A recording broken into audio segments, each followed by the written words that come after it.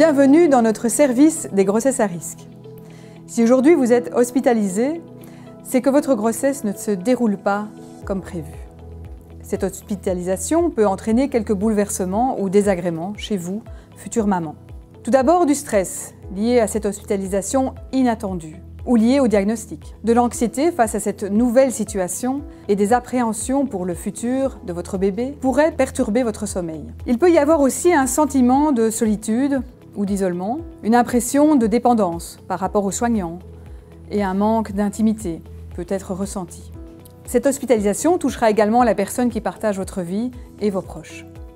C'est pourquoi nous mettrons tout en œuvre pour vous accompagner tout au long de votre hospitalisation. Dans ce service, vous serez prise en charge par une équipe pluridisciplinaire, composée de sages-femmes, votre gynécologue qui assurera votre suivi en collaboration avec 4 obstétriciens qui sont spécialisés dans le suivi des pathologies de la grossesse. Il y a aussi des néonatologues et des infirmières de néonatologie, des pédopsychiatres et des psychologues, ainsi qu'une assistante sociale. Toutes ces personnes sont là pour vous aider et répondre à toutes vos questions. La personnalisation des soins est notre priorité. Nos équipes de sages-femmes veilleront sur vous 24 heures sur 24. Malgré les actes que nous devons poser, nous essayerons au maximum de respecter vos moments de repos et mettrons tout en œuvre pour que votre séjour parmi nous se passe dans les meilleures conditions.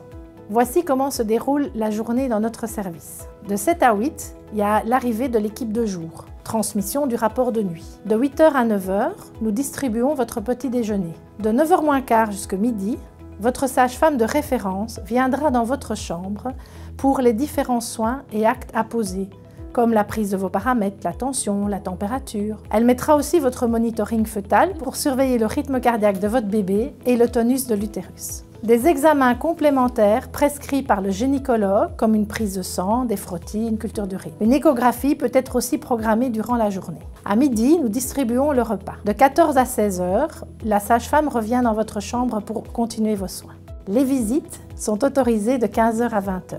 À 18h, nous distribuons votre souper. Au cours de la journée, vous aurez aussi la visite du gynécologue référent en grossesse à risque, votre gynécologue et éventuellement du néonatologue, de la psychologue ou de votre kinésiste si vous le désirez. À 20h15, arrivée de la sage-femme de nuit qui passera dans votre chambre après la transmission du rapport par la sage-femme de jour.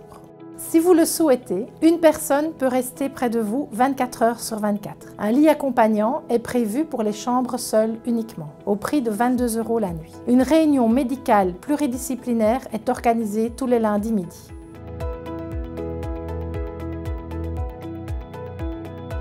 Vous pourrez choisir votre menu via une application sur la télévision, votre smartphone ou votre tablette. Une rencontre avec une diététicienne peut être organisée afin d'adapter votre régime et varier vos menus. Faites-vous apporter les plats que vous appréciez. Il est possible de les réchauffer dans le service. Prévoir des moments de détente. Si vous le souhaitez, une kinésithérapeute peut vous proposer des séances de massage et de relaxation. Nous essayons dans la mesure du possible de regrouper les soins afin que vous puissiez avoir des moments de repos. Si la nuit était difficile, avec votre accord, nous pourrons servir votre petit déjeuner un peu plus tard dans la matinée. Si durant la journée, vous éprouvez le besoin de faire une petite sieste, vous pouvez poser une affiche sur votre porte pour limiter ou interdire les visites. En prévision de la nuit, vous pouvez demander également une petite infusion.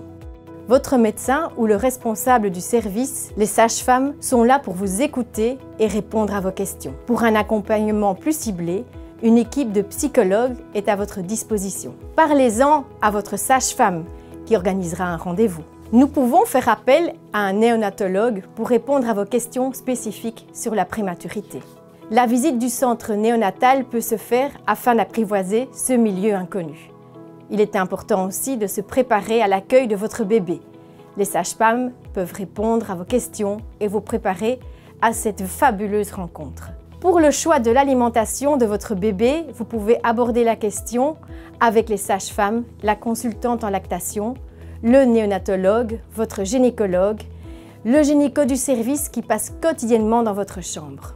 Si le cœur vous en dit, vous pouvez décorer votre chambre afin d'amener un peu de chez vous, chez nous, des photos, des dessins de vos enfants. Pensez à vos loisirs, lecture, tricot, dessin. Le Wi-Fi est gratuit dans tout l'hôpital.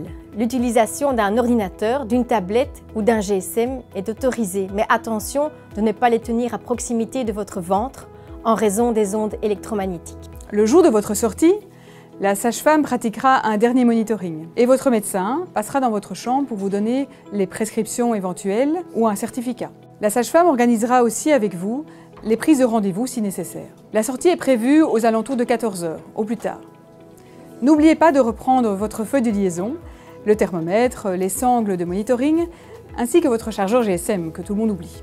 Nous vous souhaitons un bon retour à la maison et surtout, reposez-vous et prenez soin de vous. Si vous accouchez durant votre séjour en grossesse à risque, alors vous serez transféré en maternité.